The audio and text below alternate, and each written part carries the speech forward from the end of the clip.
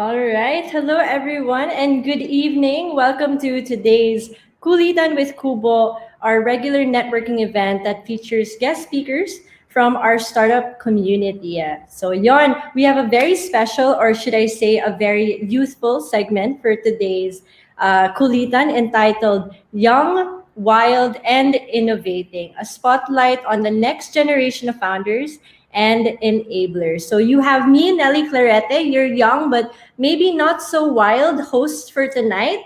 I am a Kubo Cutie serving under the ecosystem development team and also an advocate for youth involvement in the startup scene. So previously, before I worked in Kubo, I actually was part of a youth organization called the Asia Pacific Youth Exchange.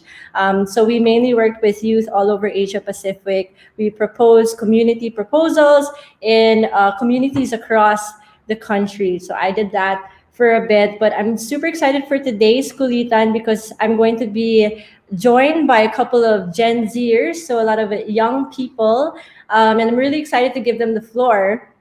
So, but before that, for those who are tuning in, for the young people who are tuning in, for the young at heart, tuning in on Facebook, YouTube, please do engage with us in the chat box down below. So please tag your friends, share this post, and comment your questions to our panel of speakers. And like every Kulitan session, please be makulit. So again, we're gonna have a panel of young people in the crowd. So we're gonna invite them to the virtual Kubo house in a bit. But before I give the floor to them, as always, we start our Kubo events with a short but sweet introduction about Kubo and who we are and what we do. So next slide, please. All right, so for those, again, who are joining us, who are not familiar with the Kubo Innovation Hub, we are the Philippines National Incubator centered and aimed to develop and support Filipino startups. So we were created in partnership between our four founding partners. Next slide, please. Idea Space, the Department of Science and Technology, JP Morgan, and DTI. Right? And here at Kubo, we are stage agnostic and multi-sectoral, meaning we accept startups from any stage and from any industry. So whether you're in the ideation stage or maybe you've been running your startup for some time now, we'd love to have you part of our Q community. Next slide, please. So as the Philippines National Incubator, we work with both local and international institutions that share the same mission and vision of Filipino startups changing the world. And this is really our grand objective here at Kubo. Of course, for this to be possible, Kubo partners with the public sector, government, with professional service providers, with community partners, collaborators, and of course, the international market partners from all over the world. So Kubo is centered on these three core actions, which are to grow the startup community, develop startups, and to collaborate with the bigger ecosystem. So how do we do that? Next slide, please. So we're able to achieve these three core actions through our various Kubo programs and services. I'll just run down on them real quick. So under Grow, we aim to create awareness, educate, and promote technopreneurship to the general public through our programs such as our roadshows, our Kulitan, which we're doing right now, basics, and boot camps. Under our second core action, Develop, we aim to mature or accelerate the growth of the startups within the Kubo community by providing them access to capital, to resources, to expertise through our offered services such as consultations, workshops, delegations, and incubations. And last, we aim to collaborate with the bigger ecosystem to explore synergies with corporations, with the government, with the academe, and other relevant stakeholders through our projects such as the Startup Reports and Mapping, Rescue, Philippine Startup Week, and TBI 4.0, or Tech Business Incubators across the country. Next slide, please. So one of the best things about Kubo and our services is that it's for free. Of course, we know the struggle of many startup founders in maintaining and sustaining their businesses, and it's quite financially burdensome. And so we want to take care of that for you here at Kubo without any expense on your part. And talking about that, of course, we can't do what we do without our partners, such as Job Street, who is sponsoring tonight's segment. So if you're a founder looking for great talent, JobStreet is actually offering free postings for startups and SMEs with light ads. So if you're interested in that, please see the link on the chat and also on the screen to get connected to JobStreet. Once again, we'd like to thank JobStreet for supporting tonight's Kulitan. Another announcement I'd like to make is that of IdeaSpace 2021 Acceleration Program. So applications are still open, but only until Feb 28. So you have a couple days to sign up. So if you're a startup founder who has a minimum viable product, do apply to our acceleration program to get exclusive learning, mentoring sessions, and linkages to partners and resources for market and product development. Once again, the deadline for this is on Feb 28. Again, please do visit the website on the screen, and it's going to be on the chat box. Also, please do send in your applications if you're interested. So yeah, just to wrap up our short but sweet Kubo introduction, we go back to the heart or grand vision of Kubo, which is anchored on the vision of Filipino startups changing the world. And we believe we can only do this through bayanihan and teamwork. So at this point, I'd like to call on the president of Kubo Innovation Hub and IdeaSpace Foundation. He's also the president of the Philippine Disaster Resilience Foundation, Butch Maley, to give us some welcoming remarks as we get started with tonight's Kulitan. So, Butch? Thanks, Nelly. It's always a pleasure for me to be here at Kulitan. It's one of my favorite events. Of course, it was better when we could meet live and have drinks and maybe share some food. Hopefully, we'll be able to do that again someday, not in the not too distant future.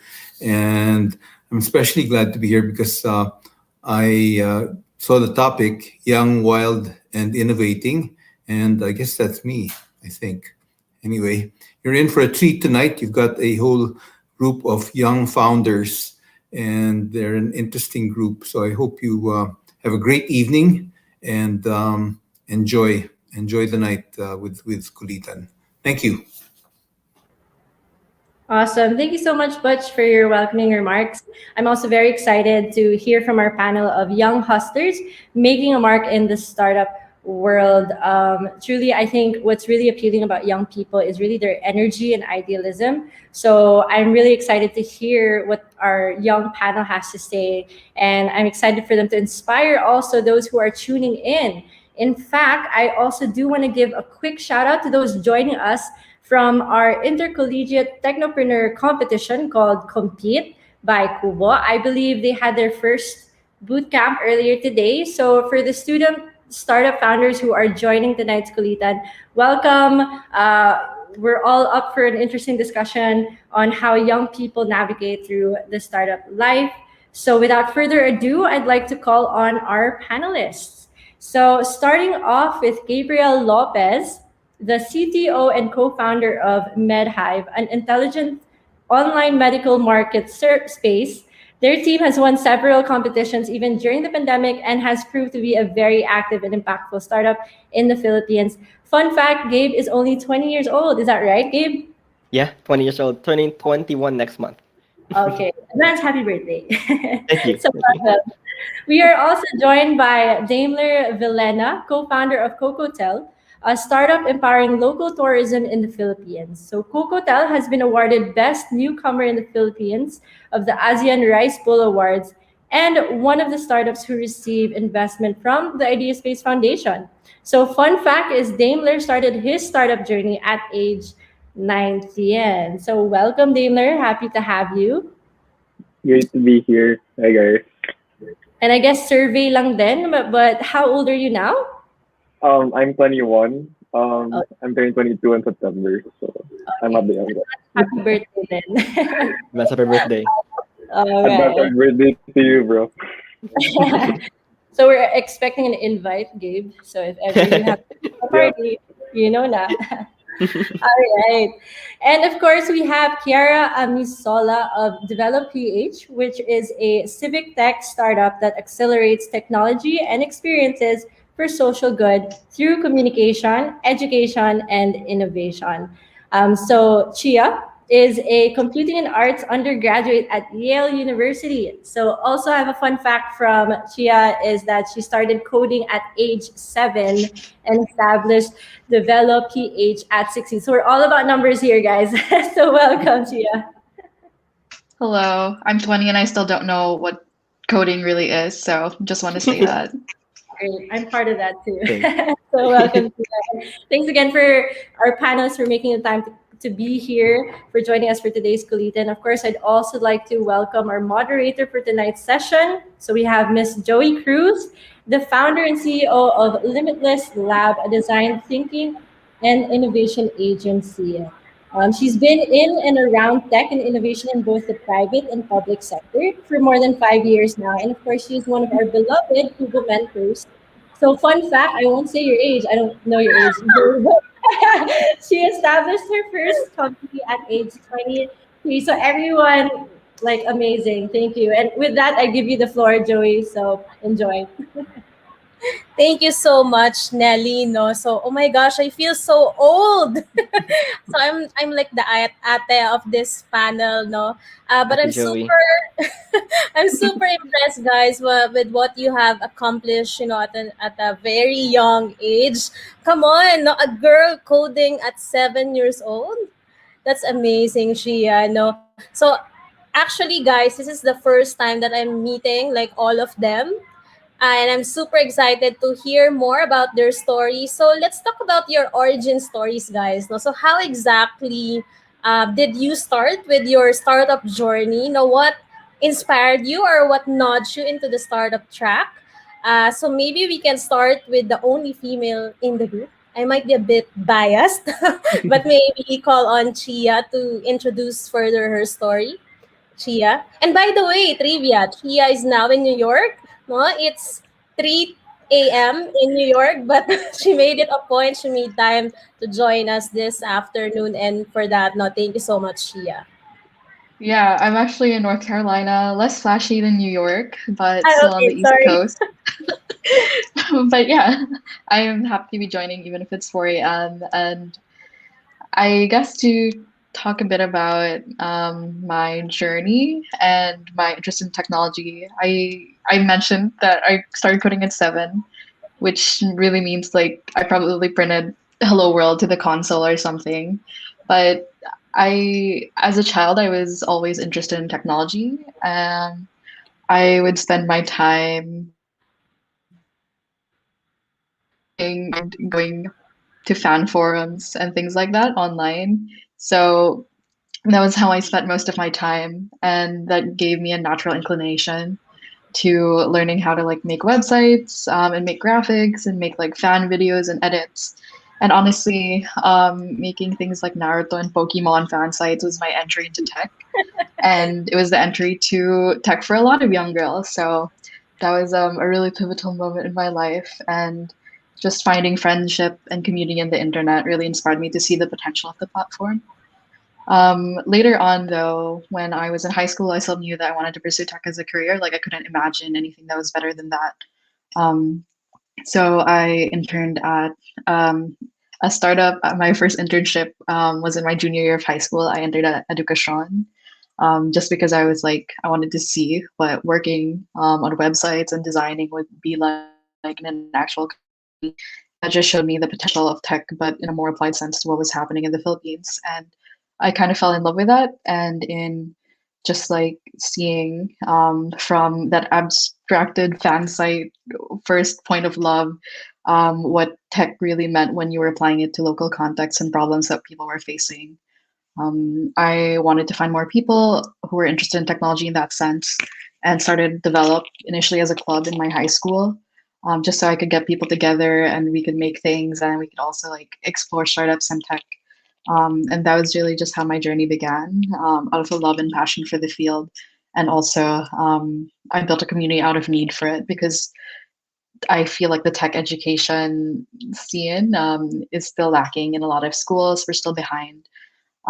So I had to fill in that gap myself. And yeah, from then on, I do community building work and also continue working at startups that focus on social good and impact.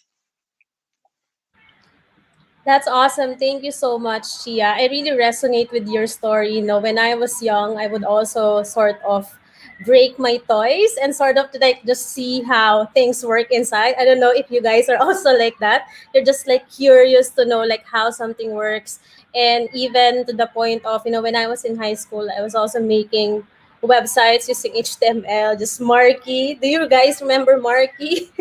Diba? That moving text, no, that which was supposed to be hit at that time, no. So thank you so much, Shia, for sharing your story, and we're so happy because you are using the education that you got, like from the US, and using it in the Philippines to help other aspiring technopreneurs and founders. Now let's go to uh, Damien. Okay, so from Cocotel, no. So maybe you can also share to us. No, I think you're the only student in the group who's already a founder. Yeah, Maybe you can share more yeah. about. So just a brief background of how Kobotal started. So we started back in 2018. So it was me, Rafael, Joanna, and Reginald Go. So at the time, it was only my first year in my first year, my sophomore year. Then so happens that Rafa would give me a call. Oh, sorry about the bells. My dogs are, yeah. Anyway, so he gives me a call out of nowhere, and he was like, "Hey, I want to start a business, but I want you to be part of it." I was like, okay, sure. What is it? So on and so forth. Then it's like it's Cool Hotel. But the reason why I asked him, why did you call me in the first place? You could have called other friends of yours, you could have called other relatives, but like, why'd you call me? Then he was like, because bro, I know that there's potential because back then when I was a kid, syempre when you're a kid, you only have like limited bounds from your parents. When you go to school, when you're like in grade school and high school, then they're like, if you wanna go out with your friends or do whatever you want, you gotta find your own way to do it, right? So I did. So back then I started out like selling candy, then eventually into sneakers, then streetwear, then luxury. But I had to put all of that on hold since Cocotel started. But yeah, I'm more in the trading part rather than the tech and yeah, that type of stuff. So yeah, that's my brief background of myself. Yeah. Awesome. Thank you so much, Daimler. No, so how exactly do you balance now your studies with the startup life? I'm just curious. Um, COVID times or pre-COVID? Because pre-COVID times it was COVID pretty times. hectic. Oh, okay. Actually, just a brief background. Back in pre-COVID times, I used to wake up at 4:30 in the morning. Then I live in Pasig, so I have to drive all the way to Manila. Since I have class at 7:30. Then I have to go home at 9 o'clock. But sometimes I go to the office pa. But the only thing that kept me alive was coffee. That's it. Like nothing more. But other than that, in terms of time management, it may be very it may be it may be very tiring, like in terms of the physical sense. But to me, no matter how tiring it is, you go from like Makati to Pasig to QC in one day, then to go back. It's tiring, but it's very fulfilling in my sense because I use it as like a sort of motivation. Because for me, I always kept in mind that if you don't push yourself, you're not gonna get anywhere. Because sometimes like going the road less traveled by is actually the most fulfilling one in my sense. So I balanced it through, pretty hectic time management. Although I did sacrifice a lot of factors like my personal life, time with my family, my Do dogs, you still sleep? and even my social life. Sleep, yeah, yeah.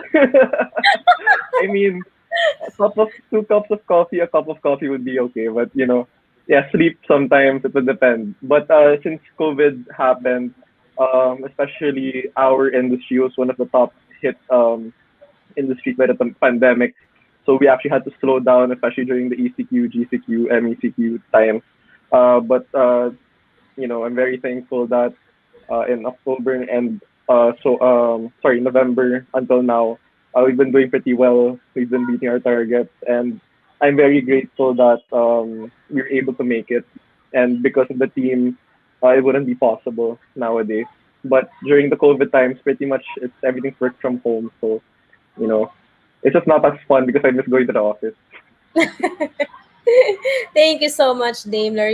Cocotel is really one of the most promising startups, homegrown, no, Filipino startups, and I'm sure it's because Daimler is part of that team as well, no. So now let's go to Gab, no, who's just 20 years old. Am I correct? Oh my gosh, I can't remember what I was doing when I was 20 years old. No, so tell us about like how you started with MedHive, which is a very relevant startup now, especially in the time of COVID-19. Mhm. So really, like my co-founder Nigel and I, we were batchmates back in college in UP, and that's how we met. So we would always be with each other. And I remember the first time I got into and making startups. It was because I watched The Social Network, the one with Mark Zuckerberg, and it was just a random thing I was watching one night. I was like, oh, it's on Netflix. But then little did I know that changed my entire view on tech and startups and what I wanted to do in the future. And it even came to the point where like one day I was just like I was drinking with friends and I got really drunk and I started running around the room talking to people on tables saying, hey, I want to become the next Mark Zuckerberg. I'm gonna become the next Mark Zuckerberg. And like Nigel always talks about that time as a time where he was like, okay, if I ever get a startup idea, I'm gonna bring him in as well, because he saw that we both had a very strong passion for startups, making startups. I was going to these startup events ever since I was 16 or 17, and like so I was like a small boy going to these startups and watching all these like our audience filled with older people, maybe like 20s or 30s. And I was like, I felt so out of place, but I wanted to learn anyway, right? And so that was a really good experience, because then when Nigel approached me like sometime during our second year in college, about wanting to having this idea for MedHive, that he wanted to like revolutionize the medical procurement scene. Um, then I was like, okay, this is an interesting idea, because it really came from a point of him actually understanding the problems. Like you could tell it was a problem that he only understood because of his family's background in medical. And it was not something that I felt was like a shallow problem. It was a very deep problem that a lot of people knew about, and was something that nobody really thought about of fixing in the startup scene, at least. And so that's where we started. From the beginning, we wanted to make procurement better, but the solution to that kept changing and changing over the course of time, to until we got to the point we are now, where we have pretty good idea what needs to be fixed after talking to many doctors. Um, Back then we'd actually tell doctors it was our thesis, and then we need to interview for a thesis so we can get uh, like we would ask questions about the procurement system. And that was kind of wild, because they'd give us everything we wanted. Like they'd give us like a picture of the process, the purchasing process. They'd like give us insider secrets and everything. We're like, oh, okay, thank you. You know, then we would just note all these things down, and then eventually we use it to build what MedHive was today. So Thank you so much, Gab, for sharing. No, very inspiring story. I'm not sure if I've met you in one of the face-to-face startup events, so maybe we've crossed our maybe. paths one way or another. But it's really good to hear that you were already like immersing yourself in the startup community even at an early age. And guys, if you're going to do user research and you're young, what did we learn from Gab? You can use your thesis as an excuse. No, just kidding. Don't do that. Someone might find out I'll and teach the route. put you out from the. Yes. Okay, so speaking of the startup track, guys, like I'm sure with your skill set, with your network now, even at an early age, some private companies or corporations are courting you, no, to join them. But what's so attractive about the startup journey or the startup life that you guys chose it? No? So maybe we can have Daimler now to answer the question. Sorry, it was kind of choppy in the mid sentence. Sorry, could you repeat that? Okay. Sige. So first question, after you graduate Daimler, do you think you will pursue still the startup track? Will Okay. you Because syempre, we're relatively young, even if we've been doing for like almost 2 years and like how many months. But I will still continue Coco Hotel until we reach our end goal, which is a secret. We can't disclose that what our goal is, what our plan is right now. But yeah, I do aim to finish what we started and do it well. But I since my course is pretty much relative to entrepreneurship. We do have to make another business, so which is Animo Drop. So it's like another thing for school. But in terms of focus, it would have to be shared, how do I say it's not equally, but everything at harmony, like everything at peace, even if it may be hectic or whatever. And then, sorry, there's another question. I think Yeah, you had yeah. another So question. that's Yeah, like question, but I was actually going to ask, like, why did you choose the startup track? Because you said you are willing to continue, right, even after you graduate. What's so attractive about it? Why not just, like, get a high paying job in a traditional, like, corporation, and have yeah. the so-called, the normal timeline for your career? Actually, I ever since I was a kid, I never wanted to end up with the normal track, like applying for a job because I have friends, I have relatives. They tell me about how the corporate world is, and I respect everything, naman, but I don't think it was for me. I even tried to take an internship like mid COVID times just to see how it went, and I realized it wasn't for me. So when I graduate, and hopefully it's within the year, I really hope that we'll be able to build Cocotel further than what it is today, since my time's pretty much split with school as well, and it's pretty difficult. And since Cocotel is, we're in the hospitality industry, which we have to go out of town a lot, and then sometimes it coincides with school, so it's pretty much challenging at times, but pretty fulfilling. Um, what made me choose startup life, because it's pretty exciting, because you're starting from scratch. You're not starting from, like, if you want to be here, you're not starting here, but you're starting from here. And no matter how much you accomplish, at the end of the day, you're still gonna be you know, far from where you want to be. So basically, I want to focus on where I want to be, no matter how small we start up. But we're getting there, and of course, starting young, we went through a lot of failures, especially when we were starting out. It's just the three of us. Then, stuff happens, and it may bring you down for a while, figure like a day, 2, 3 days. But end of the day, if you don't pick yourself up, that's on you. But the thing is, we did, no matter how much we had to fail, how many times for how many people, groups, VCs, we just kept on going on, and that's what I love about the startup journey instead of the traditional corporate thing. Yeah. Thank you so much, Daimler. No, so I really agree with you. So some of my team members also said that to me, that they feel like if they're in a startup, it's a relatively smaller organization. You have the power. You have more power to bring something tangible to the table. You have the power to create something new and to initiate change. Now let's call on Chia to share. Like, with your two hats that you're wearing as a startup community enabler, and also as someone who's working for a startup, which is Kumu. Yeah. So when I think about choosing between startup life and corporate life, I feel like first, the decision is predicated on having a lot of privilege of choice. When you consider startups in the Philippines, especially as working for maybe multinationals that have bases in the Philippines, the salary that you get really, the pay gap, there's a pay gap, just with nature of like purchasing power and things like that. And that's something that lots of people have to recognize.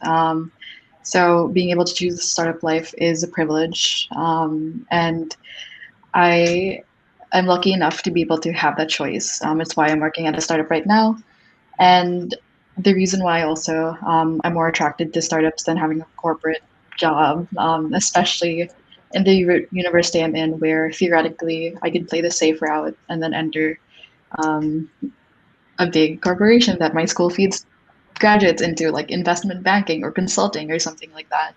is because I am more interested in systemic and institutional as my kind of life goal and vision. And I don't think that's really possible with a lot of corporations. They say that the reason why people become founders is because they would be terrible employees, right? I feel like I'm one of those people, and I feel like I disagree with the worldview and general like perspectives of a lot of tech founders today, especially in just like yeah, especially in the software and tech world. And I feel like if I were in startups, which by nature aim for a vision that's extremely scalable, I have the ability to make more lasting impact rather than just focusing on profit. I'm more interested in being able to, for example, fix the systems and problems that are institutionally like present in the Philippines that can't really be solved by corporations that are present because a lot of them continue exacerbating the issues in our country. And I feel like startups are a great way to resolve that and resist it. So that's my point of view. Obviously, it comes from a place of privilege, but I, as a career, in my career, I want to think about impact. And that's why I feel startups are a better choice for me. Thank you so much, Chia. I definitely agree with what you said. No, so taking the startup track requires some sort of privilege. Honestly, for me, when I started my own company, so I'm not from a wealthy family. No, my dad was a sampaguita seller. No, when he was young. And my mom at that time, when I started my own business, she was like freaking out. No, she was telling me, "Okay, how are you going to feed yourself? No, what's going to happen with your future, no? But I guess, you guys actually right now, to those who are listening, you're very lucky because you now have access to all these programs by Kubo, for example. During my time, we didn't had a lot of tech programs like this. So take advantage of those networking opportunities, learning opportunities. And I agree with Gia as well, no? So one friend told me I was planning to take my MBA, and then he told me, there's no need for an MBA anymore because you have a startup, that's like even better than an MBA. No? You will learn a lot more from having a startup or working in a startup than an MBA. No? So thank you for that, Chia. What about you, Gab? What made the startup track attractive for you? Mhm. So I think ever since I was a child, really, well, actually, another movie inspired me. This movie, this time, was called Meet the Robinsons.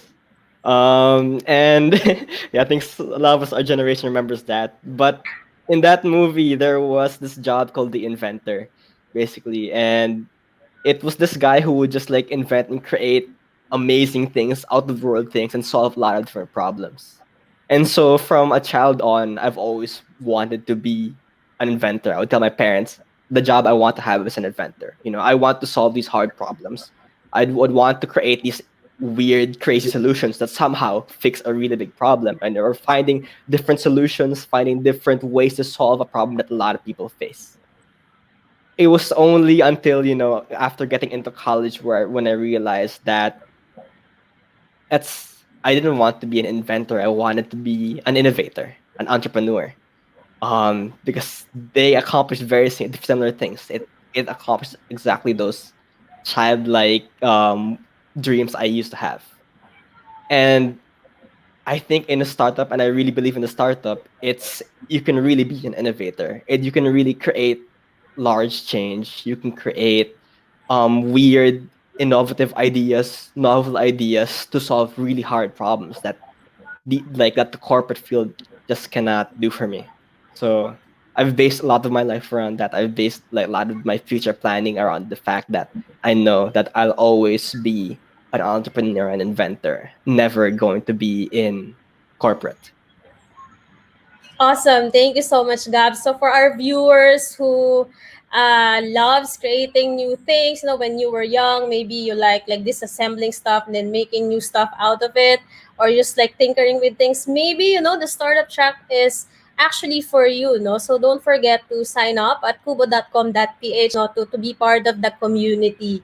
But now let's have some real talk, guys. No, so being a startup founder is not easy, or working in a startup at an early age, I know is not easy. So I want to hear some of the challenges that you have encountered while building your startup, or in the case of Chia, your startup community. Did you ever experience people judging you because of your age, sort of like underestimating what you are capable of? I know I, for one, experienced it as well, and I was not that young anymore. I was 23. So, what about you guys? No? So, let's start naman with Chia. Go.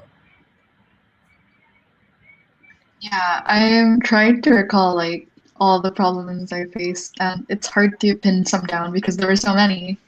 I think in general, we can start with how yeah, age is something that people discriminate on. I remember walking into like startup conferences and events that I saved up for because like tickets to these cons are like 2,000, 3,000 pesos upwards per people.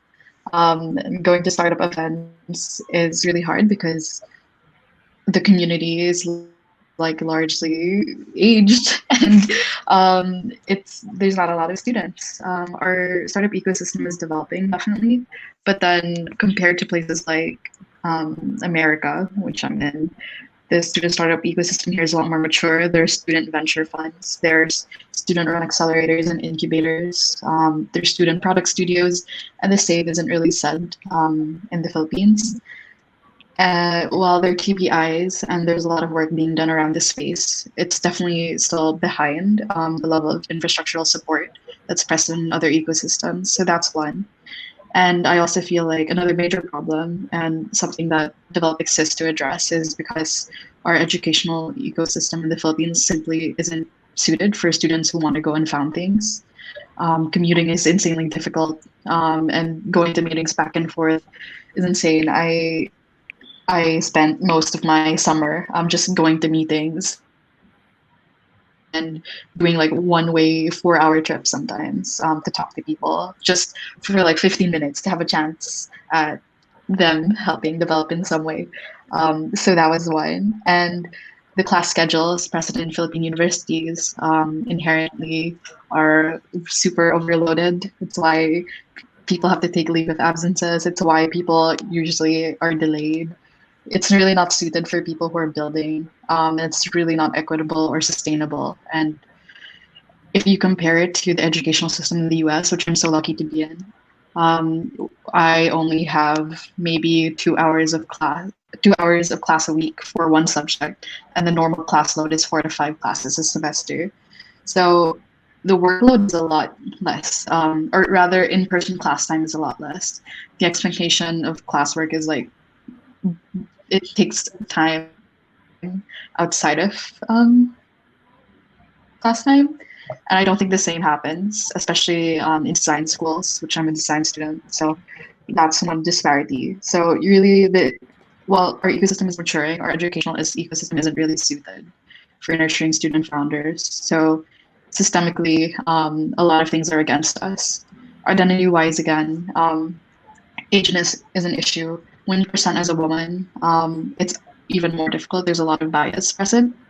And it's more difficult when you're like 4'11" and you look like a child and you're trying to pitch your community and no one takes you seriously in conferences. So that's just something I had to face. There's a lot of etiquette also that isn't really taught in schools, the same way that you have no idea how bad your resume is, even if your college gives you a template, until someone from industry tells you how terrible it is, right? There's so much learning you have to do. And I've been doing this learning since high school. Like I put up a LinkedIn in high school. That's so weird. I'm so unsettled when high schoolers also send me LinkedIn connection requests now. But unfortunately, that's what you have to do, I guess, to make a mark on the industry. And I really hope that all these barriers are lessened. I really hope that conversations around gender and discrimination and bias in companies and pay gaps and pay wages are exposed more so that these problems don't also persist into startup life, because they will. And the startup community is smaller than you expect. And sadly, all of these issues still persist in some way or form, in some shape or form. So yeah, those are just like a host of issues, but they're present in every ecosystem. And I'm glad that the Philippines is doing a lot of work to address it. There's students doing work across community building, develop partners with so many tech organizations around the country that are doing work localized to their spaces. There are more women in the Philippine tech scene compared to other countries. We still have issues with retention, but we have more women in like C-level positions. We've had a woman president that's already stepped up, right? Um, so I mean, we're improving in many ways, but still, there's just a lot of entry barriers and a lot of knowledge that only comes from lived experience or is passed down to people in the big four or is known if you have the right connections or know how to send the right email. So yeah, I think just this, I know it's a lot, but there's a lot of great things about the community. People are so open, but also there's a lot of work to be done. And I'm glad that lots of people are working on it. Totally. Thank you so much, Chia, for sharing that. No, I can definitely relate. No, so being young is already hard. Like top that up with being a girl or being a woman. No, it's even more difficult. But you're right. No, so many startups now are doing the work. No, has a mission of making our startup community or even like making the access to networking opportunities and workshops and career opportunities easier. Also, Liab, for example, no, so they're a startup doing training on how to create your CV, how to write correct emails that are professional. No, so there's still a lot of work to be done, but I'm optimistic that we're slowly getting there. Now, can we have Gab, please? So, what have been your challenges? Mhm. So definitely agree with a lot of things that Chia said. But also because of our specific industry, the medical industry, it was extremely hard for us too because that industry is filled with even older people, right? Like the professionals there, the experts are normally people around 40, 50, 60 years old, sometimes even older sometimes. So when they see a sprite young like group of kids come to their conference room and then present a tech thing, they're like, why? They're like bewildered. They look down on us, I think. Um and this is something we also experience in events, especially at startup events. But I think that kind of like pity, that looking down is also a very powerful thing because we were able to, for one, use that as a way to learn more from these people, because when they look down on you, they don't see you as a threat, and so they're more likely to help you, give you information, and you can learn a lot from them. That's the thing I use a lot in startup events. I would go to them, I would ask these CEOs, CTOs, and everything, all these questions, and because I'm a kid, they're like, "Oh yeah, okay, I'll help you," blah blah blah, and I'm like, "Okay,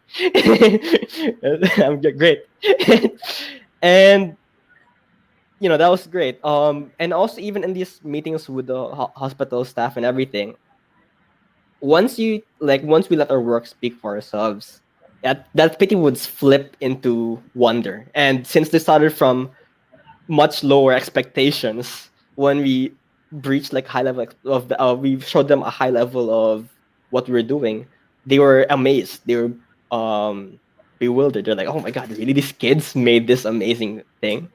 And at that point, they just, they'd be praising us. They'd be thinking, okay, these guys really are the future, and we'd want to work with them. And we've been able to get a lot of support from something like that.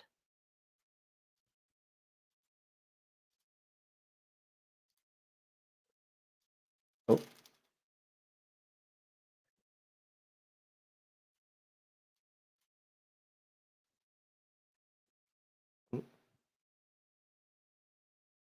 okay. I think Joey got disconnected. We might have lost Joey a bit there. We'll wait for her to come back. The connection is just choppy, but thank you, Gab, for sharing. No, I think we see not just you, but a few of the young ones. Not a lot of you, though.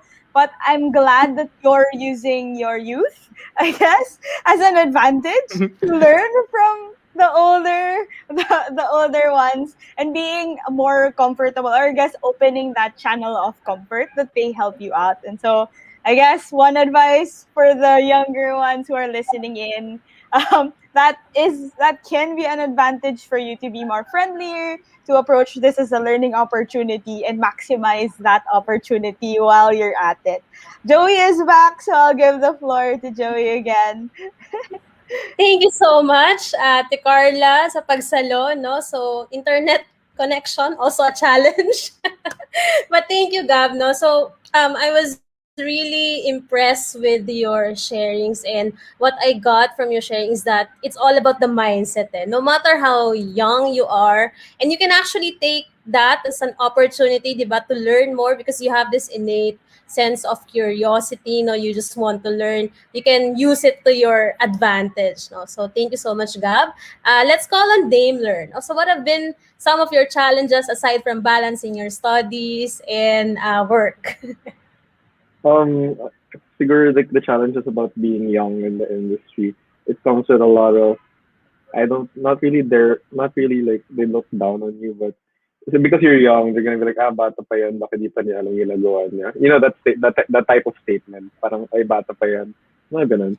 And then, in our industry kasi, we have to talk to a lot of, you know, businesses as well. And there are times na when the people you talk to are like seniors, 50s, 40s, then of course I can't blame them na, oh, this young guy is approaching us, ganito, ganito. Then sometimes they turn you down or they don't want to accept your introduction entirely or they don't want to listen, which I totally understand naman. I mean, but the thing is, over time, when you get used to it, you become more flexible when talking to people. You get along with people younger than you, older than you, no matter how old already. Um, I just gotta admit that uh, when when you talk to older people, it's actually very how do you say this enlightening because for me, I like hanging out with more experienced people, getting to see their input, how they view you in their sense, and because I just want to understand where everyone's coming from because, syempre, it's not a one-way street naman. Eh. So, other than those challenges, siguro, yeah, fundraising. Syempre, I mean, I gotta admit, in the Philippines, it's pretty hard to fundraise here. But uh, you know, sometimes you get so many no's. Like, figure you get like 100, like 99 no's when you get your one yes. That's like the biggest yes you'll ever get. And like that's over time. You actually cherish those people because these are the people who believe in your idea initially, and then uh, I just gotta shout out to like our investors nga pala. Shout out to everyone. Thank you for believing in Cocoa. Shout out. It's been 3 years and running, so I love you all. Thank you for believing. And then, ayun, as we do grow, it becomes more challenging because sometimes when you need to fundraise pa, you can't just go to like yung mga friends, family, accelerators, incubators. You go bigger, like conglomerate or VCs already, which is very challenging, especially if you're a startup. So that's my personal experience. Okay, thank you so much, Daimler. That's also very inspiring. And I'm sure your investors are listening. But you know what I got from this question? No? So I realized how actually these challenges that, like young entrepreneurs have, it sort of makes the journey even more exciting, right? Because when everything's just smooth flowing, where's the excitement in that? You won't be able to learn as much as well. No? So, since we are both from the millennial and Gen Z generation, I'm curious to know, guys, why do you think are more millennials and Gen Z people going into the startup journey? And how different do you think our approach to this social problems that we have are compared to our parents or grandparents approach, or the the more mature ones. So what about you, Chia? Why do you think are millennials and Gen Zs going into the startup track, and how different our approach is when it comes to solving like real world problems? I feel like the biggest difference that I witnessed in general is that millennial and Gen Z founders and builders are just able to execute faster and better. Well, that's hard to say as a blanket term, but then because we've lived with the internet all our lives and creation has been embedded to us in almost every sense, I feel like a lot of designers and product people and engineers are starting younger. We build side projects on our own. We are motivated to make things even outside of the classroom naturally. And obviously, that comes into our desire to go and build things in industry and enter different domains and problem spaces. Um, so, that natural inclination towards tech and software really helps. And I think will be changing the game. We are category defining in the way that, you know, um, older innovators are seeing things like TikTok and how Gen Z people are like breaking the platform and reinventing a media as we consume it, and finding so many new ways to unexpectedly like use existing mediums. And I think that's one of the most exciting things about us. I guess speaking from the consumer social perspective, and also perspective of like nurturing other creators. So yeah, I think those are our biggest advantages. Like young people are generalists. They know how to design. They know how to do. They know how to do everything. They know how to set up websites. They can do social. They're just like multidisciplinary by the way they were raised. So if you're a young person and you intern somewhere, please don't be underpaid for your work because people will make you do everything because you can do everything. It's a really good insight, Chia. No, I agree with that. Like I'm older than you guys, but you were born into the Instagram age where you can just, like take a photo, edit it, go into Canva or make a website. And you're right, it can be like one of our advantages. Like we have all these tools at our disposal, and I'm positive that like young people like you and like some out there are using these tools not only to post on social media but also to make a difference. Okay. What about you, Daimler? Why do you think are we different, or what makes us different from our parents and grandparents when it comes to innovation and problem solving? Um, as what Chia said a while ago, we are born in a different day and age, so I really can't blame how each generation differs in terms of innovation and moving forward. Because nung time nila, it was pretty difficult. Mas lalo na if like our grandparents' time or great grandparents' time, if there was how to say this, life is pretty much a lot difficult back then. Communication, accessibility, everything basically. You can't get a taxi back then like in that like a snap or like at least reserved to you. But like now you can just get one by the click of a button. And back then you couldn't even find out about like what's the weather today without having to have your own thing without other than looking at your phone right now. So really for me, we are born in a more privileged time because especially right now since technology is almost as affordable and accessible to a lot of people, it's more at ease for our generation, unlike nung time that ng mga parents natin. It's all more traditional. Everything was so manual, so we had to do something about it. This is our time, so like in our time we fixed their ways. Siguro nung time nila, they fixed the ways of the generation before that. So for me, that's how, you know, it just moves on. So it's universal. All right. Thank you, Daimler. No, so quite the same thoughts as Chia. What about you, Gab? Yeah, very similar to us as well. Definitely the internet has made it easy for anybody to get like a college or even a master's level education in online, right? Um, and I think that has really opened a lot of really doors for people. Now I can learn, like I learned web dev over a weekend. I learned AI over summer, and that wouldn't be possible if I had to rely on school to teach it to me, right? I would have waited like 3, 4, maybe like 5 years just to learn all that stuff. And you know, um, it's really, internet has really given us a lot of like these teachings, these learnings, this information, and democratizing it has made it possible for us to learn the things that's needed to become a founder at a very early age.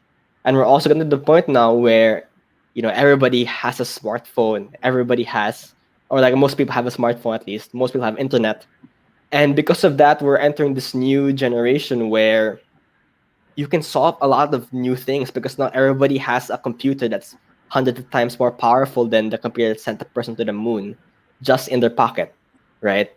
And so we're seeing a lot of people experimenting, creating new solutions to problems people thought were always going to be problems, or people think are like problems that people thought were going to be impossible to solve have now become possible because of that. And we're really like the first generation to be in that universe.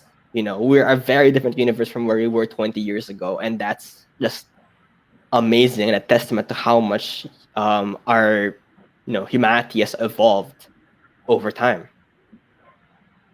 Definitely, no. So we are really a generation of creators, no. So that's what I got, and we're so lucky, guys, to have all these tools. So like take as much online courses as you can. There are free ones. You don't even have to spend. Just type online, or maybe go to Coursera and use that youthful energy and curiosity that you have to learn a new skill or create something new. No, so let's go, guys, now to your most fulfilling experience so far in the startup world or the startup journey. So what has been like the best part of your startup journey? I know there are many fulfilling aspects of being in a startup, but what's like the top learning or top experience for you that makes you stay in this roller coaster ride called the startup? Can we have Daimler, please? Okay, I didn't know I was gonna go first again. Siguro the most defining moment talaga for me, actually before COVID happened, it was having so much, partners revenue. Basically, the entire package that you want, right? But like you have to go through all the failures. But for me, since COVID happened, it's actually to make it here right now, like now, because how many businesses died from ECQ, so on and so forth. How many businesses closed? How many people had to give up so much of their effort, their blood and sweat because of just one virus? But my most defining moment was, yeah, we were losing a lot of money, then burning a lot as well. We had to let go of a lot of stuff. Then sadly also had to disconnect from a lot of people. It's very unfortunate, but COVID brought out the worst condition that you could ever think of. Because if I was trying to picture, let's say COVID didn't happen, where would we be now, right? We would be somewhere else better than where we are right now. But the thing I'm most grateful about, and what I'm very grateful for up to this day, every time I wake up, I'm pretty thankful that whatever we put up back then in 2018, then having to go through our initial failures even before COVID, then COVID happened, ECQ, all of the quarantine stages you can think of, nadaan na namin. Then reaching today, that's pretty much the biggest, realization that, wow, this my biggest, thing I'm pretty grateful for in this journey, because it was this is the worst thing that can ever happen for any startup, because you're already small, you have like limited capital to operate, then especially kami, we're in the tourism industry. Syempre, we couldn't make money for how many months, right? Then for me that was the most defining moment talaga of this journey, so far. Yeah. Okay, thank you so much, Daimler. I'm sure marami pang mga defining moments na parating since you're very, very young. But imagine, guys, even at an early age, Daimler already had those pivotal moments in his life, and it makes you a better person, right? It helps you grow, and you basically earn life skills that will be useful for you for the rest of your life. What about you, Chia? What's the most fulfilling aspect of working in the startup community? Develop is a community that essentially teaches students how to be founders and creators and builders. And I think definitely the most fulfilling part, I'm sure the Kubo team can relate, is just seeing how people are able to launch their own ventures and realize their visions and see it into reality, and do so repeatedly. I think I mentioned some of the issues in the educational system and just like institutional stuff about how it's hard for students to be builders. So helping students have their own breakthroughs is like the most fulfilling thing about me. I love what we do at Develop because I'm essentially like helping hundreds of other founders, and helping students enter to the tech career and explore what they want to do.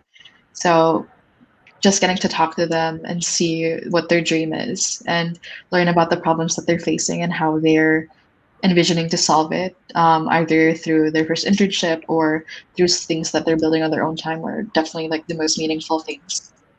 I think another fulfilling part about the work at Develop is just seeing the impact that we're having on the student startup ecosystem in general. I think before this organization, there were lots of initiatives and like one-off competitions, but then nothing that has really been repeatable. And student turnover is so high.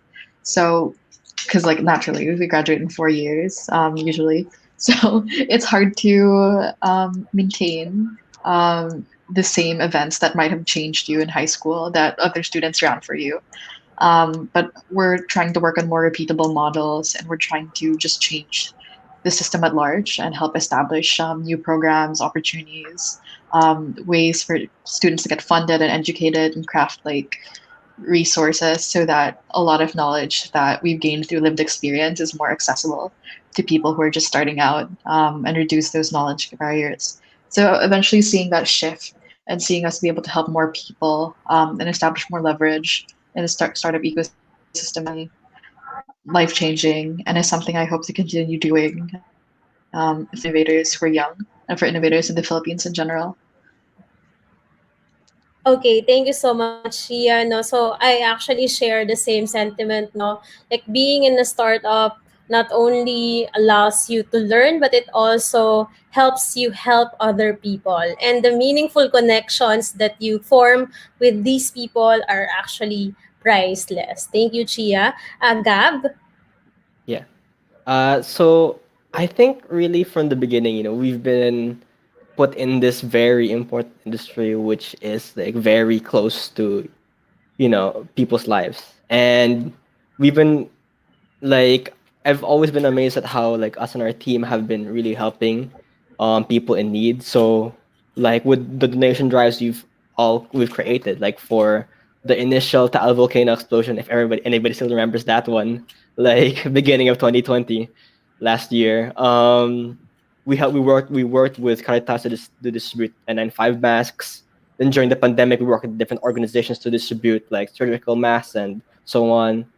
And even during the recent typhoons, we've also worked with some organizations to distribute like medical supplies to those in need.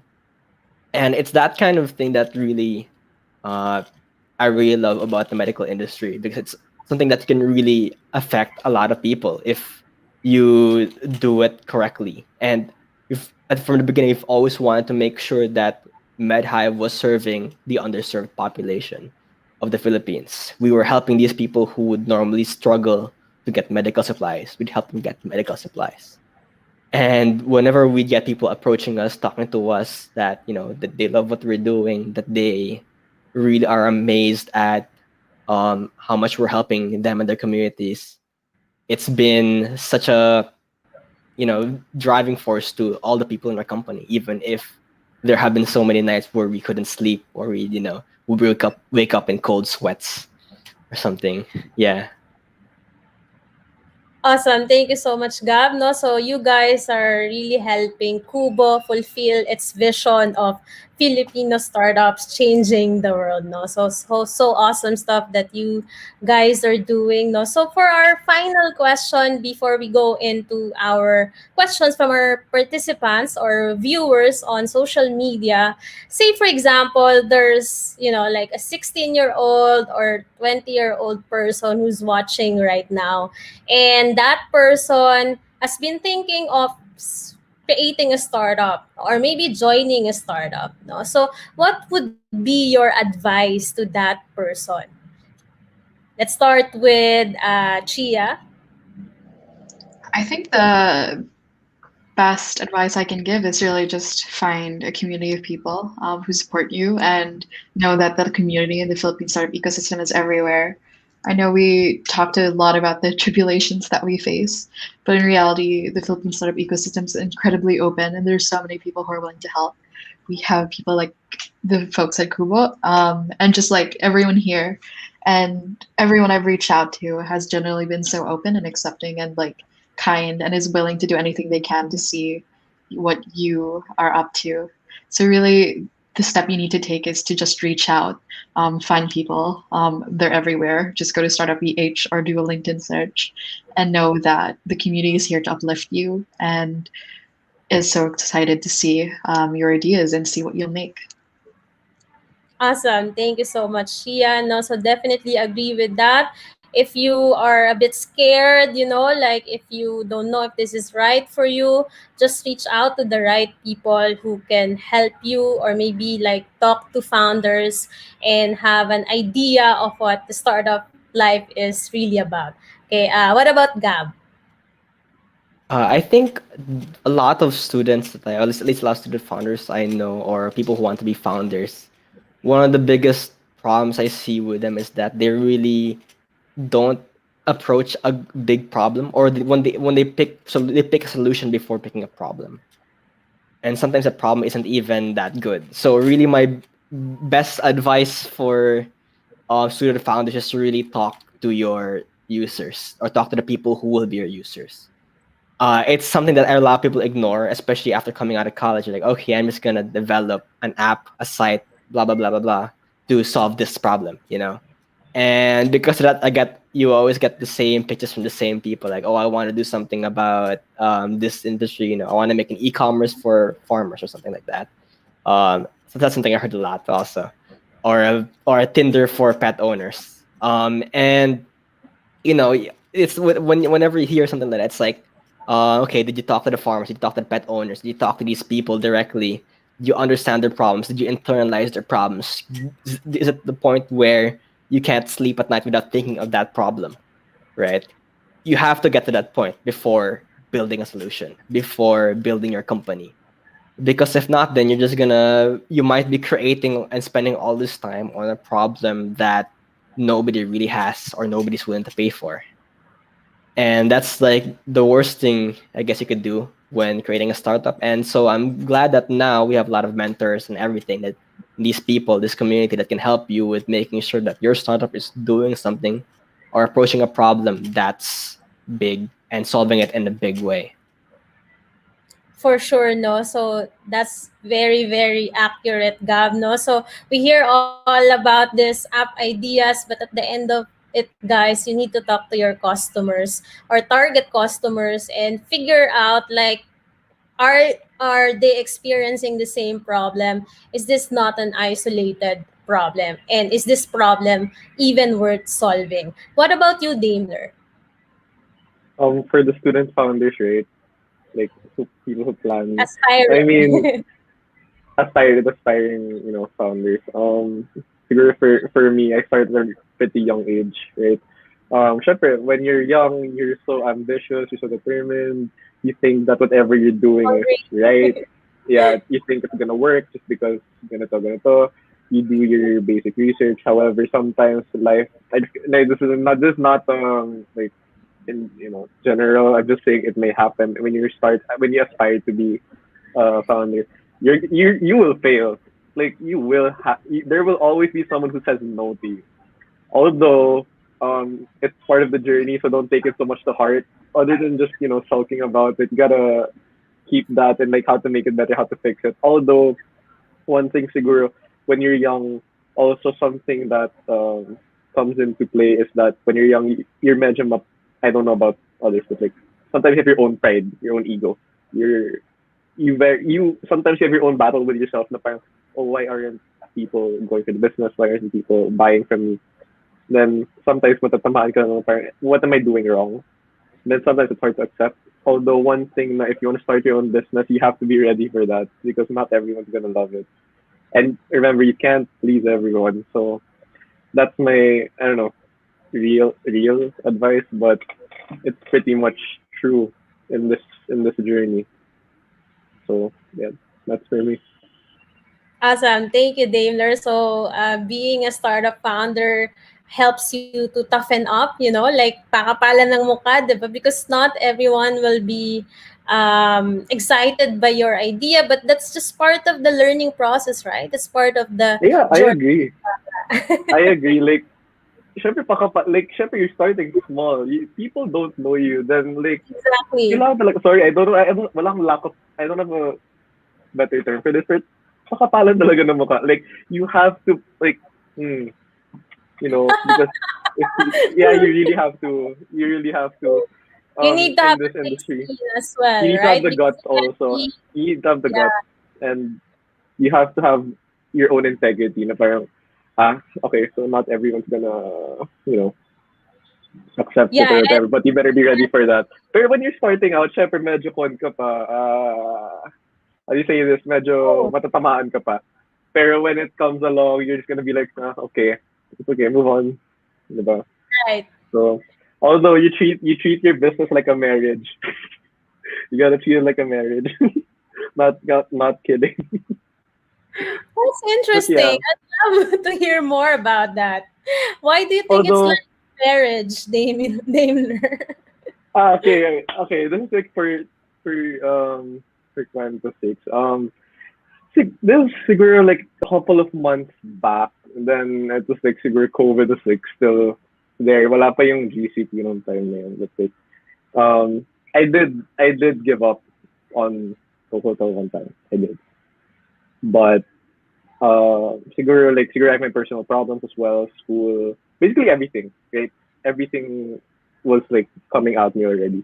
So siguro when I say it's like a marriage, there are times that you want to give up. Sometimes you want to have a divorce, kahit di pa legal dito.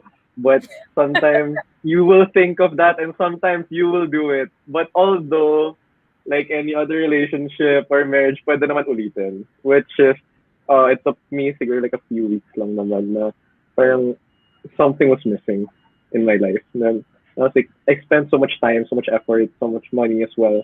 Then I was like, am I willing to give it all away just because I couldn't handle everything else? So I realized na parang, no, man up. You gotta man up. So, sorry, tricky. Anyway, um, Your dog wants to join the conversation, Daimler. anyway, anyway. So, as I was saying, in the movie Zombieland, there will actually be a saying. There's actually one saying that I still keep to this day, which is not up or shut up. Because if you don't nut up, walang mangyayari sa'yo. And really, you need to be strong because you're doing this from scratch. You basically have no platform. You have no place to parang say na, oh, I'm here. No, you're here. So it comes along. So you just gotta, it builds you. It really helps build your character. You grow to be more patient, more understanding. Then also you'll be surprised na you'll encounter all types of people of all ages, right? And then sometimes you learn from them, sometimes in the wrong way or the right way. But yeah, this life is not for people who can't accept those types of things that life throws at you because that's life. Diba? Awesome. And Okay, you from and oh, sorry, it's okay. serious I just have a last tayo. quote. I just Okay, have a go last ahead, quote. Daimler. And yun, never complain that you chose to start up life kasi at the end of the day, may kasabihan na ginusto mo yan. Diba? Gets mo Tinatapos yun. mo yung mga ano natin. No, but, oh, I'm sorry. No, it's actually correct, no? So, I think what I got from what Daimler said is that being a startup is like a marriage because it requires commitment, right? So, and it needs a lot of work, right? So, hindi pwedeng mapasok ka lang, may nag-reject ng proposal nyo, may nag-reject ng idea mo, yung kasabihan nga ng mga nanay natin, di ba? Para daw kanin na napasok ka, tapos iluluwa mo, no? So, it needs a lot of commitment and showing up, kumbaga. So now, from the serious conversation, so I hope that was very insightful for you guys. We'll now jump na into the questions by our viewers, both on Facebook and YouTube. And I will actually start with this. Sige, ito muna. Question muna. Isip muna kayo for this. Kulit question by Ate Carla, which is, if you could choose a meme that represent your startup life right now, what would it be? So I will ask for your answer for this one later on.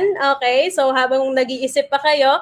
But for now, we will ask our also quite serious question, no? So for our panelists, no? So what would you prefer? Is it having the freedom to call the shots, being your own boss, but having limited funding and resources, versus having a lot of funding but with limited freedom? So why? And then so choose muna and then tell us your rationale or your why. Sige, let's start with Gab. So definitely, just saying that, like, what would you rather have? Like, yeah, would you want to have 100% of a $1 million company, or would you want to have 10% of a $1 billion company, right? And definitely, there are benefits in different industries for both takes, but I'd rather have the power to be able to make as much change as possible in a community, even if that meant sacrificing some control on my company. So definitely, it also comes with a lot of benefits to have more people looking at your problem, more people working with you on the problem, because you really get to have as much advice and as much mentorship as possible from a lot of different industry specialists. So I think if you really want to be an entrepreneur, you can't be selfish, or at least in the innovative startup space, you cannot be selfish. You have to really build a community of people who can help you with your problem and help you solve your problem. And that might come with less freedom from you or less control from you. Okay, I love it. You guys are so mature. Are you sure you're just 19/20? So mature answers. I'm learning a lot as well. Okay. What about you, Chia? What would you choose? I mean, I think definitely having the freedom to call the shots. Really, the reason why we are probably startup founders and just founders in general is because we want to do this for the vision that we set, and also want to rally others around our own vision. It's hard to do that when you have limited freedom. And I mean, I'm already practically operating with very few funding at all. So that's already the life I'm living. And even if it comes at the cost of rejecting big corpo or stuff like that, I would walk it again because I'm seeing tangible change, and I don't think it would happen the other way around. There's a lot of things that come out of resistance, and I'm happy to be able to be in this position where I'm able to even continue working with limited funding while going to school, which is something that not a lot of people can afford to do. Thank you so much, Chia. No, so I really hope there's a like middle part, no middle ground for that question. No selecting or for me, I would love that. Like just having the balance with freedom and also funding. What about you, Daimler? For me, I'd go with the freedom to call the shots kahit limited funding mo. Hello? Yep, we can hear you. Sorry, I think I'm lagging. Anyway, sorry. For me, it's really called the shots because, okay, let's say, I'll just say in Tagalog, right? may pera ka nga, pero di mo pa din gusto gawin yung mga gusto mo. Diba? And minsan may limited yung mga phone mo, yung decision making mo, or like let's say may iniisip ka the back of your head na pwede ba to, pwede ba yan. Because there are other, people for that. But unlike if you do have limited resources, the thing is when you have money and you know that it's not as big as other people who have the means to operate in like large scales, but you have enough money to make your business work, you know to do with it, you know where to allocate it, you know how to spend it or how much you're gonna end up at the end of the day. I'm sorry again. Tricky. Okay, that's for Do you me. want And to that's reveal what your my dog? dog said. Yeah. Like having a child, if I have Coco, tapos my marriage, ito yung anak ko. With my dog. Go on, Naylor. But yeah, but ayun, for me it's really the freedom because at least ayun, and remember that it's like it's not your personal money, pero pinaghirapan mo pa rin yung pera na pinasok mo sa company, right? Every piece of counts in business, really, it does. No matter how big or how small, money is money. So I gotta have the freedom at the end of the day. That's me. Okay, thank you so much, guys. So I think we have two, freedom, and then for Gab, I mean, for him, it's okay to give up some control as long as you have sustainability in the organization. Okay, let's answer our next question. No, so this one is from Kunal. So he said, "Hi for the speakers. What are some challenges? What are the challenges that the pandemic bring about in your respective fields? And how did you learn from the situation, the restrictions and market saturation it brought about in your respective?" Siguro just mention like learnings that you weren't able to mention earlier. Sige, let's start with Gab because he's the one who's like very relevant when it comes to the pandemic. Go. Mhm. So, I think the early parts of the pandemic was actually extremely hectic for even, especially for the medical supplies space, medical procurement space, because now everybody wanted the same things, face masks and all these things. But all of the previously built, leaders of the industry have now been completely dumbfounded because their stocks are running out, nobody's getting supplies, right? And so it's a really hard time for us because now we were trying to quickly move and find new suppliers, verifying these suppliers, and making sure that we're bringing the right people onto the platform. And that was really hard because we were not our team at that time was extremely small. We've only been working with mostly smaller suppliers at that time. And we haven't had to move at this speed before. But because of the pandemic, because of all changes it had, if we wanted to be leaders, if we wanted to make a difference during the pandemic, we really had to move like fast. And it was at that time where we would spend like tons of hours staying up, like talking to calling, finding new suppliers. We there were a lot of times where we had bad suppliers where we had to find ways to get them off the platform, to where we had complaints from customers because the quality at that time of a lot of products were also particularly jumpy, so they could be really good or really bad, from the same supplier.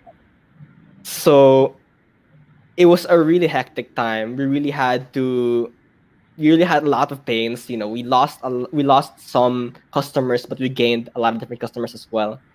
And it's at that time where I think that was that period of time where I was really having the cold sweats. I was really thinking, oh my God, am I really made to do this? Because this was like probably the worst thing I've ever experienced in my entire life, which still kind of short because I'm only 20, but it was still the worst thing I've experienced, right? But And it out, right? yeah, eventually after our entire team was saying, guys, maybe we're not fit for this, maybe we should stop doing this. I was telling my team, okay, guys, you know what? We'll just do this. We can do this. We can gain we can gain our reputation back by doing this. And by telling my team and myself that enough times, eventually we all started to believe it, right? And that's probably the only reason we got to where we are now, after that time where everybody on our team just wanted to give up.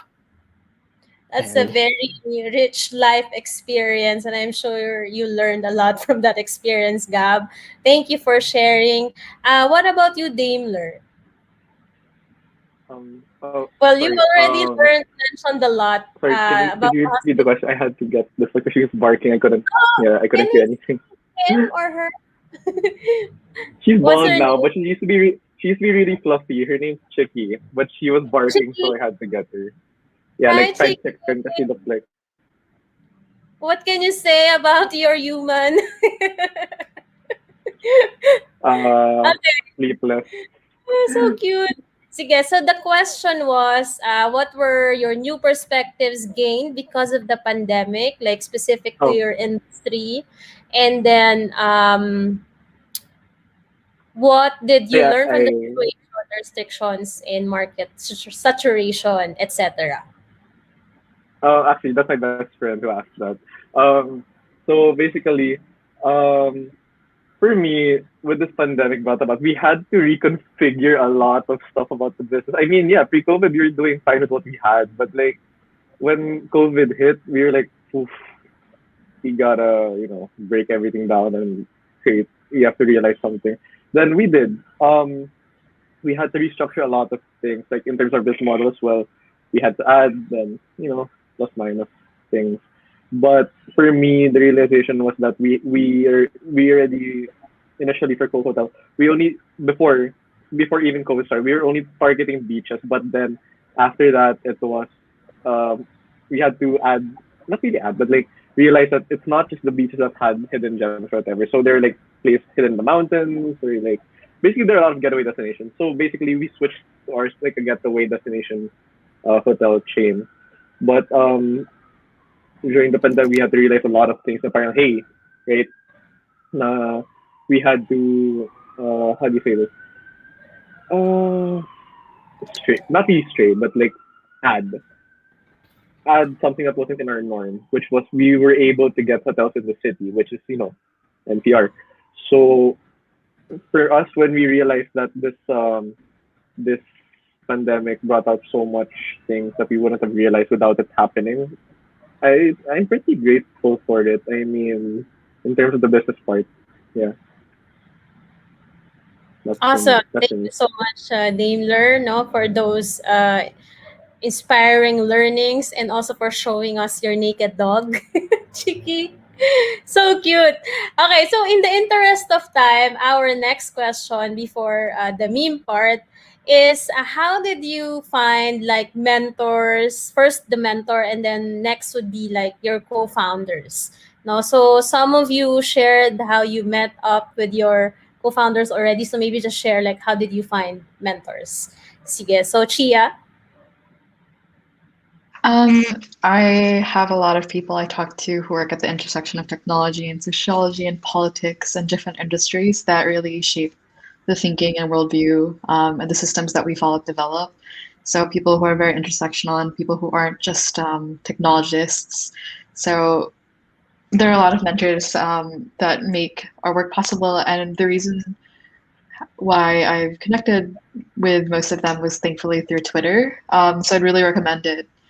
I think Twitter is like a great way at getting over geographical boundaries and being able to meet people across the world who will really diversify your perspectives. And there's so much we can learn from um, builders and doers from other countries. So that's definitely a great way to get ahead. And more Filipino founders are on Twitter. So great thing. You can follow Gab on Twitter. He's for example, and people like Plaza, other people. So that's a great resource. And another is really mentorship should happen organically. It's not really something you can ask for. So that's just like a reminder, and I think a misconception that I had and a lot of other young students may have. So I think a great way to find mentorship is really just find people who are interested in the space you like, and just reach out to them, talk about how you like their work, ask them for some time, and see if that connection organically develops into a mentorship. You can, if they wrote a book or done a talk or article, definitely reach out to someone and express gratitude and praise. We don't do that enough. And then it's likely that they'll be willing to help a student who's eager and obviously interested about their field.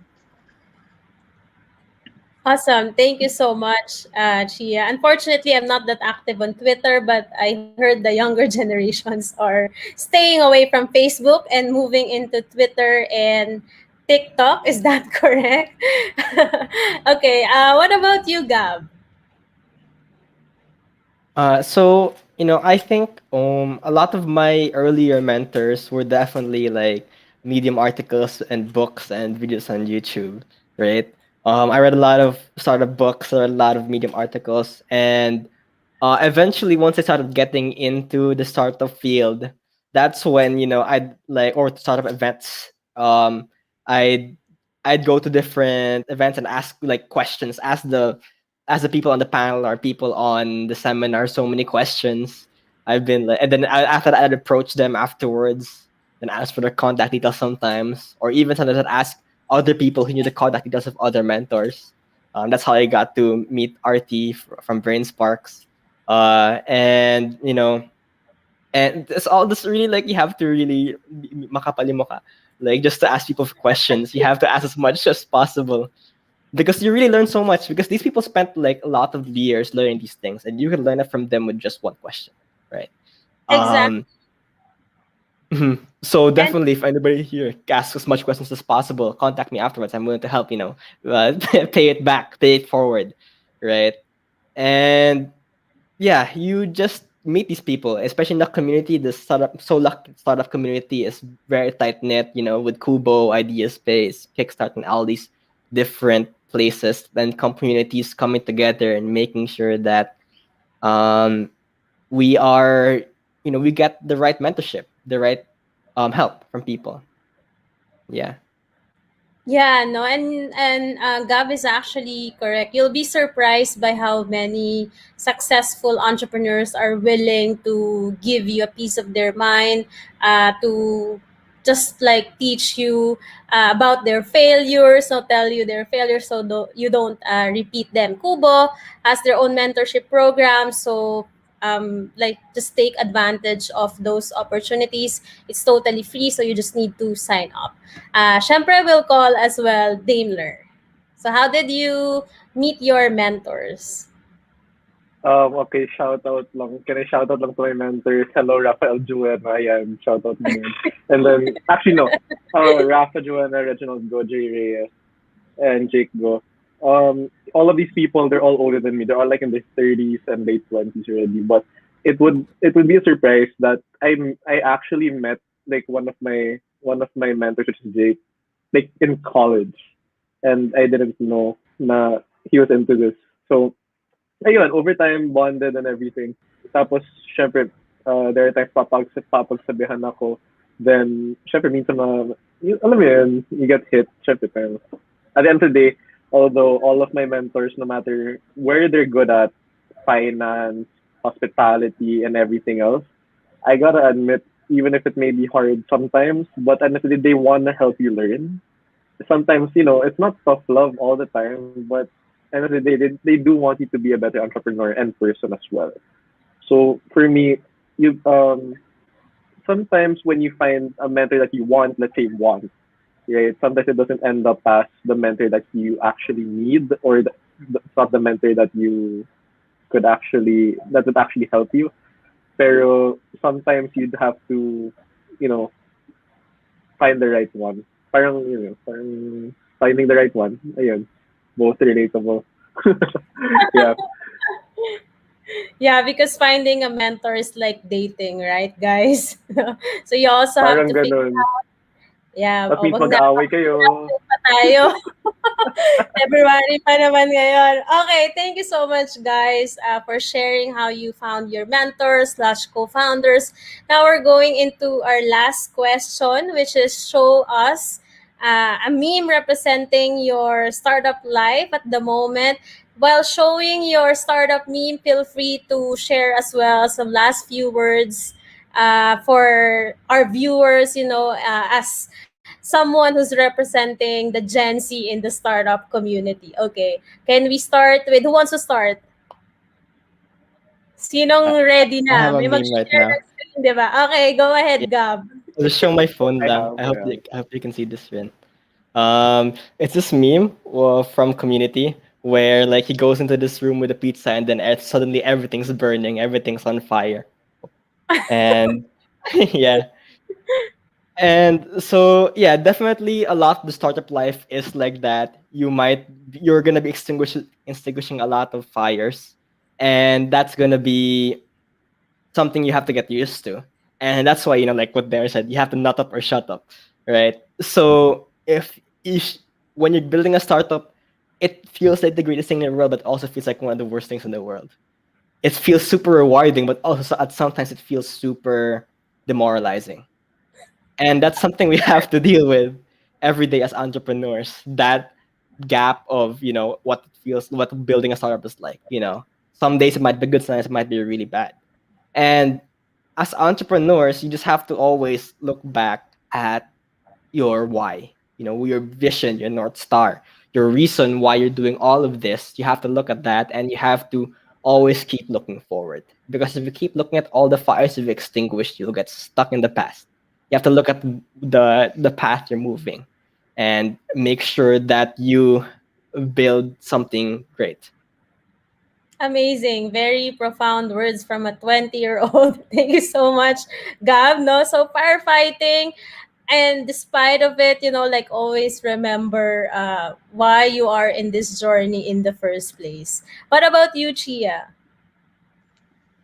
I was gonna show like the dog and they're just saying this is fine when the room is on fire. But then Gab kind of showed something similar. So this is mine. This is a Google search result of Elon Musk, but it says Elonos mosquitos, and he's the king of Spain. And if you read it out, it says Elonos mosquitos is the king of Spain. Elonos came to power, has saved Spain's economical problems since 2000. He's running for re-election in 2020. He likes cheese with the exception of cheddar, and I chose this because it's just like absurd. And obviously, Elon Musk is just like a meme figure. It's insane how he's now the richest person in the world. He overtook Bezos, and he's just insane. Like he's dating Grimes. He's definitely insane. I think it just shows that I think it's startup life. It's important to maintain a sense of levity and play and fun. It's easy to think that everything is like very corporate and you have to be serious, and especially as young people that you have to present as like a professional person and lose like your sense of youth. But I don't think that's the case. And crazy people like Elon Musk are showing us that you can be genuine and authentic, um, and you can be absurd and it works out. And fun, unexpected ideas are something to be embraced, and you don't have to fake your identity or brand. You don't have to look like Steve Jobs to be a founder. You don't have to do like you don't have to Theranos it. You can just be yourself. I love it. Authenticity, no, very, very important. And you can just be yourself when you are in a startup. Thank you, Chia. Last but definitely not the least, so Dame Riel. Hi, can you hear me? Damer, I always mispronounce your name. Sorry. Sorry, can you hear me? I switched. Yes, I can hear Okay. you. For me, it's this one. It's that, kind of fat corgi. Like that's me right now. Like the face of the dog. This is like me every day. I'm like, okay, you know. And when everyday stress, so you just keep on eating. That's me right now. Like since 2018. But anyway, just to share, like the startup life is so stressful. I just gotta say, especially if you're like starting out. Hello, sorry. Yes, we can hear you. Alright. Okay. For me, just gotta say that the startup life is really stressful. Like, I don't know, my outlet, if I just wanna get away from all of the thoughts running through your head, especially late at night, I just end up, binge watching, eating. So that's me. That's my startup life right now. That's how I cope, basically. Yeah. All That's right. it. Thank you so much. I have an everyone. inspirational message for that. I'm sorry. That's okay. I understand. But this has been a very insightful, exciting, and I'm very, very awed as well, but by the work that you guys are doing through this session, I've proven that, like, we're not just a generation of meme lovers, but also a generation of creators and innovators. And, like, it also proves that really we are never too young to innovate, right? So thank you so much again for joining us in this panel. No, we're so happy to have you with us. Continue the good work that you guys are doing, and let's connect even after this session. No, so thank you, and now I will be turning it over to Nelly. Awesome. Thanks, Joey. And of course, thank you to our panelists. I super enjoyed the discussion. Shout out to the dog. Thank you for doing a special appearance. And talking about that, I think we should do a class photo before we officially close this Kulitan. So please, again, yes, bring that dog out for the group photo. All right. In Kubo, I think you guys know already, but for those who are watching, you could smile with us. We can't see you. But at Kubo, at three, say Kubo cutie and then smile with a cute pose. Okay? All right. So I'll see. Kubo, cutie on three. All right. Smile, everyone. One, two, three. Cuties. Awesome. Okay, I think we got it. All right. So again, Yeah. thank you so much to our panelists, of course, our moderator, and of course the audience for participating and sharing your insights. For those who would like to get connected to Kubo, we'll leave a slide after this that you can reach us on our website and our social media. But I guess just to really wrap up this Kulitan, I think everyone enjoyed. A lot of young people did tune in.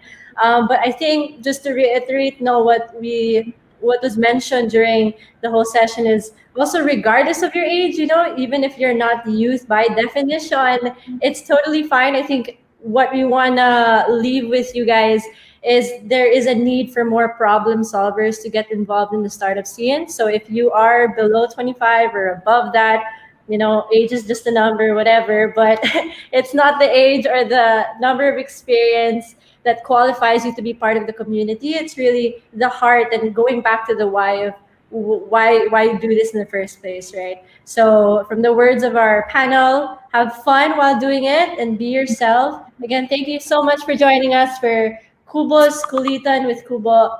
See you guys next time. Thanks again, everyone. Bye, guys. Thank you. Thank you. Bye. Bye.